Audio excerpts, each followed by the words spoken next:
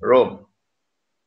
So we now have two Romes. We have one which is Eastern Christianity, Byzantium, which has Russia as its headquarters, and a man named Putin is the new emperor of Byzantium.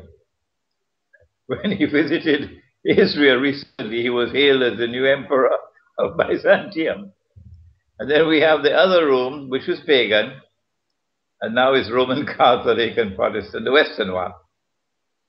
So we have to face an enemy called Rome, which is going to land in that area between Turkey and Syria.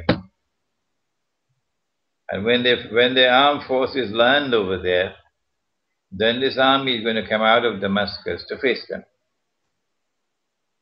And that's a big war, which we will win. We'll defeat them. And when we defeat them, that Muslim army will then go on to conquer Constantinople. Some of the major events still awaiting to occur in history are the return of Jesus, the conquest of Constantinople, which obviously would be liberation from the control of NATO, and the defeat of a Western army in the area between Syria and Turkey. And all of these have Damascus as their central point. So Damascus does play a very central role in Islamic eschatology. Thank you for clarifying that. At one point I thought you were talking about a Damascus army going to fight Rome, which is Russia, but you clarified that. So I'll move on to more questions. Well, there have been increasing rumors and signs of a Zionist attack this summer in the London Olympics and the Big Ben. What is your opinion on this matter? What advice would you give to the people living in the UK? This is from a subscriber of the YouTube channel Daring Dean, and he lists all of your videos. So he forwarded this question.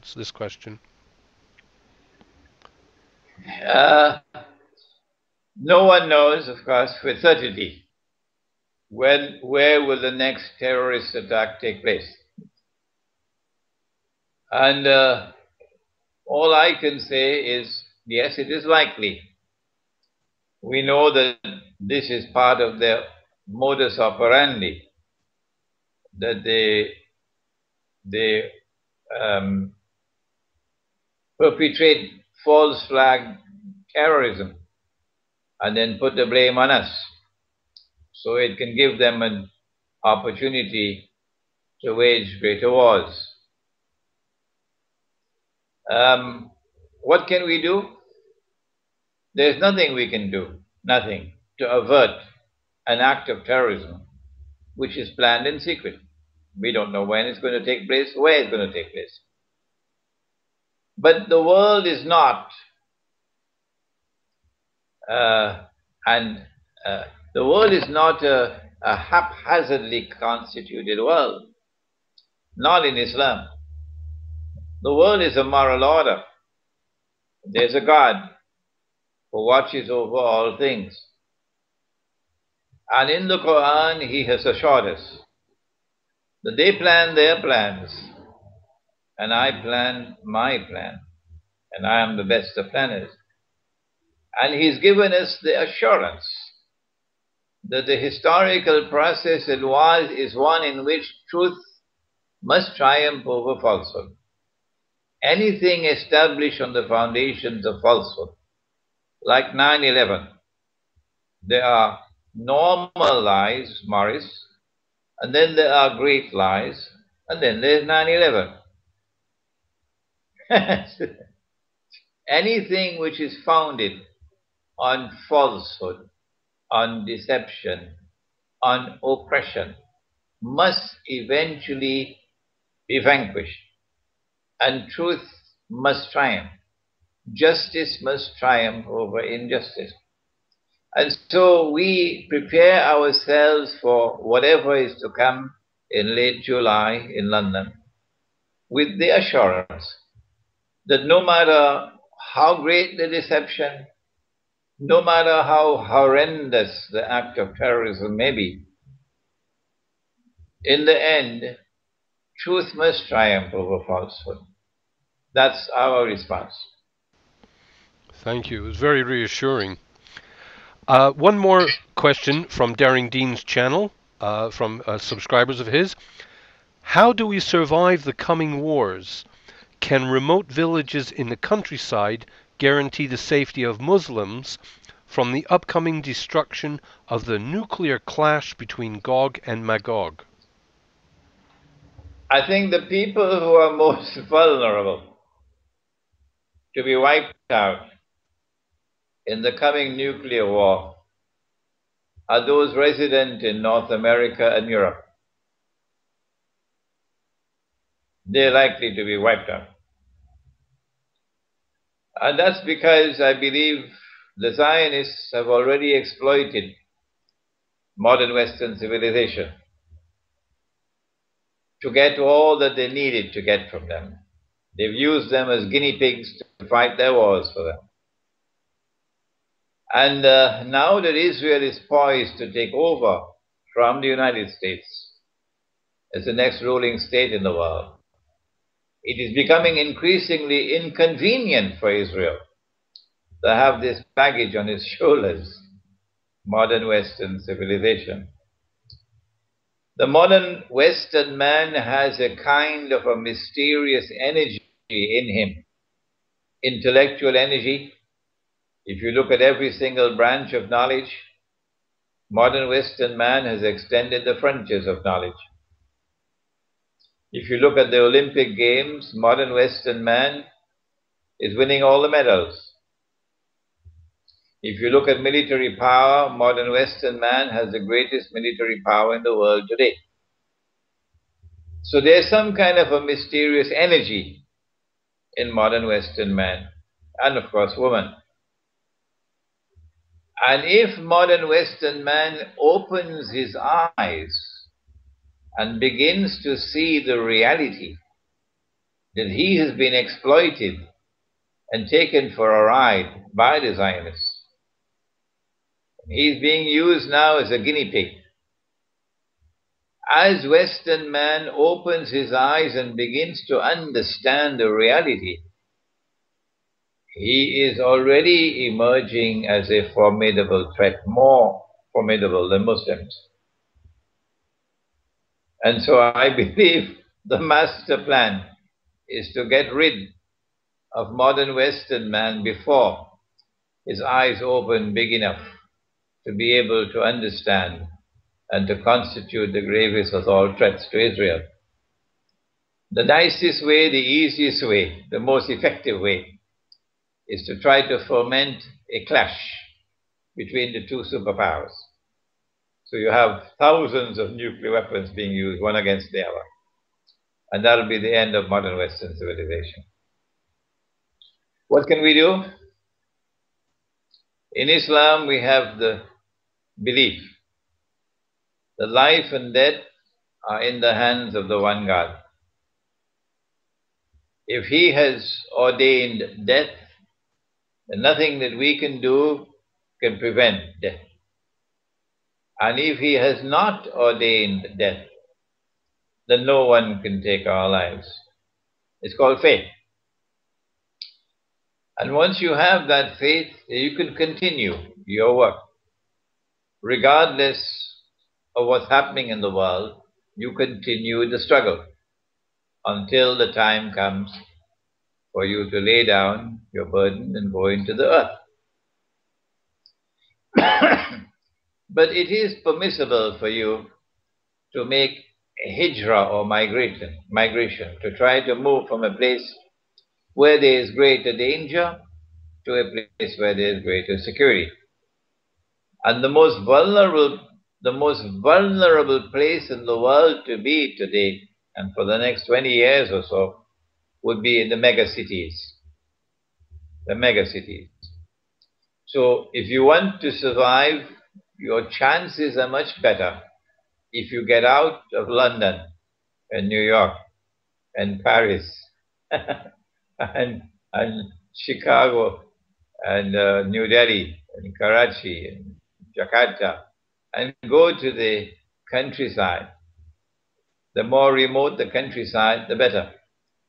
And produce your own food because food is increasingly becoming contaminated, becoming more garbage than food.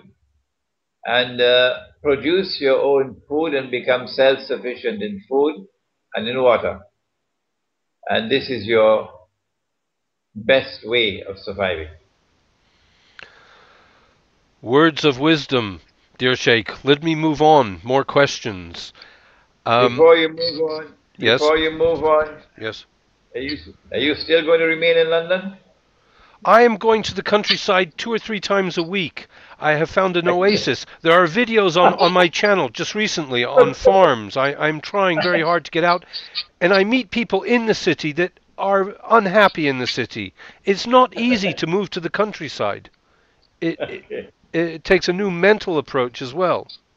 But before you move, find a wife, please. Don't go to the countryside alone. Oh, inshallah, I wish. I wish. You never know. When it rains, it pours. Okay, Boris.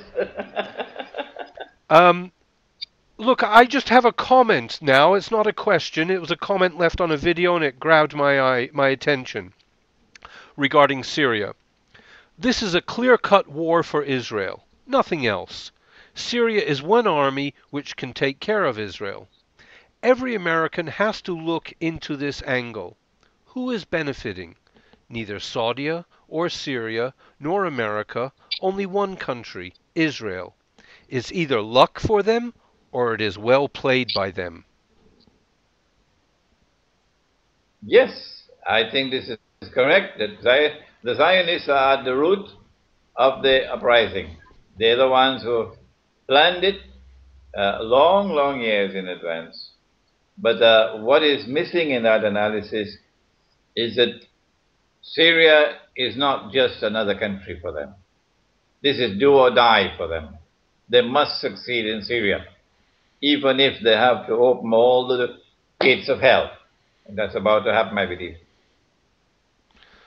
Yeah, I mean, get to interview a few people, and they're very often against the Western interference in Syria, but they won't point a finger at Israel or the Zionists. They have to be kept out. You can talk about the CIA and the Americans and Hillary Clinton, that's no problem, but don't mention Israel or the Zionist plot. Okay, one more question, sir. I would like to know if he thinks Turkey has been secretly encouraging and supporting the anti-Assad terrorists from the beginning. I think this is from Coriana Green. I think she's asking, how long have the Turkish people been or government been facilitating the insurrection? I think that the Turkish government I prefer to give them the benefit of the doubt and to think well of them in respect of their hearts, that their hearts are not corrupted. It is that the minds are brainwashed and that they're being used and manipulated in much the same way that modern Western civilization was used and manipulated for centuries. And only now is Western man opening his eyes and beginning to understand and realize true story. So too with the Turkish government. I believe that there was a sophisticated effort of brainwashing, and that at the heart of that effort of brainwashing was a Sufi religious movement based in, which has its headquarters in the United States. They have played a very sinister role. The Mustafa Kemal group of secular Turks already have an alliance with Israel, the Turkish armed forces. And essentially, they're only nominally Muslims. They only have Islam by name. But the Turkish countryside was still Muslim. And it was that Turkish countryside which was targeted by this Sufi movement and brainwashed to produce this government. And this government in turn believes, I believe, that they are doing the right thing. What they did in Libya, they are convinced that they are doing the right thing and this is morally correct. And so it's a case of brainwashing.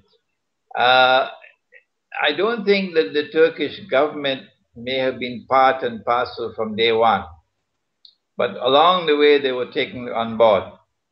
It is a Zionist plot from the very beginning, but the Turkish government and the Turkish armed forces were taken on board. Sorry, not the armed forces, the government. The armed forces may have been there long before, but the government was taken on board later. We don't know, we can't say when it happened, but most certainly, the Turkish government is now comfortable with NATO and comfortable that it's doing the right thing. And this is where the danger lies, that they can be convinced that if they give the approval for an armed invasion of Syria, that they'll be doing the right thing. But they're playing a wrong game, because I believe that Putin is going to respond in a manner which will surprise them for the rest of their lives. The Sheikh wants to build villages for only Muslims to live in and have their own system. The globe lived among different people. The Muslims have lived, I don't know what, I'm sorry. If somebody sees something bad taking place, he should not run and ignore it. Otherwise, he will be part of the problem. Is that a fair question that has been presented? Well, I think it's a very stupid thing to build a Muslim village with only Muslims. My language is fairly harsh. I say it's a stupid thing.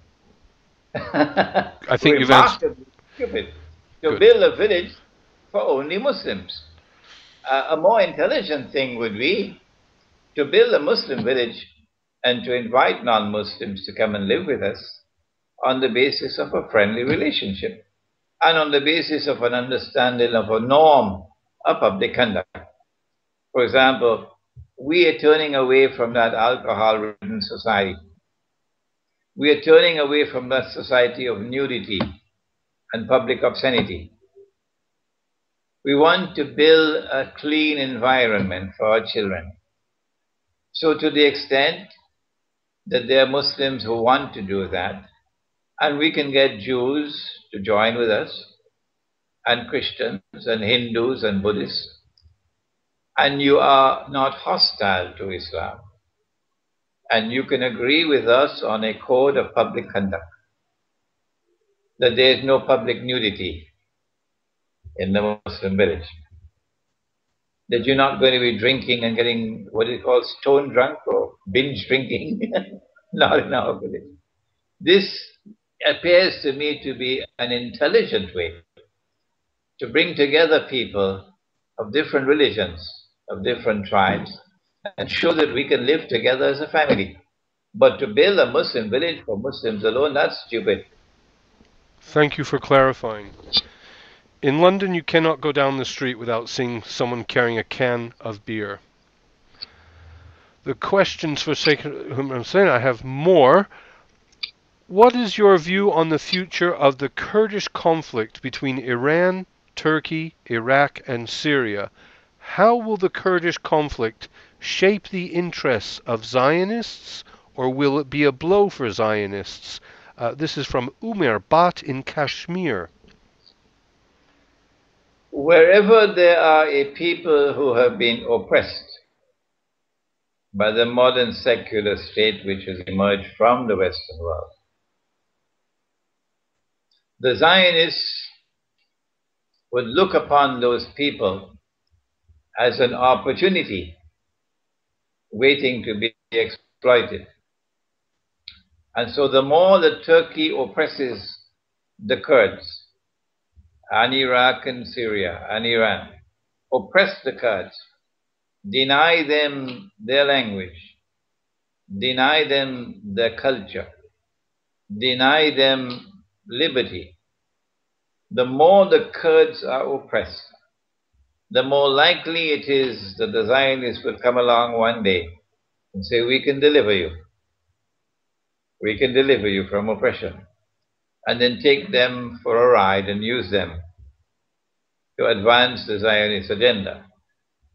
This is, I believe, already taking place behind the scenes. It is possible, I can't say for certain, that you may have Kurdish mercenaries already fighting in Syria against the regime. I've heard Kurdistan is a Zionist project at this time. I have a personal question. I don't know what it means, but I'm just reading what is typed. I didn't have time to prepare. What kind of new rule for Tunisia is planned in the new Arab world scenario of the times of a greater Israel coming, and for Algeria?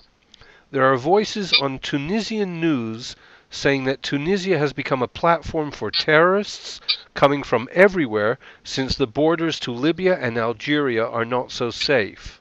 Thank you, from Java Gurk.